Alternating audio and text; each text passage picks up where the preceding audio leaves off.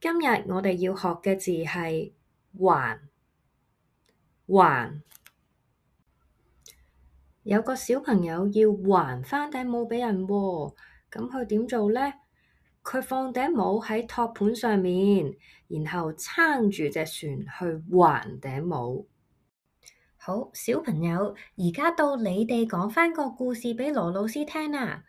有個小朋友要還啲乜嘢話？冇錯啦，要還返頂帽畀人。佢點做呢？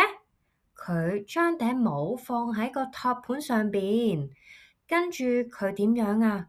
佢撐住隻船，還返頂帽畀人。非常好啊，小朋友，你哋做得。跟住落嚟，我哋睇下還嘅配置。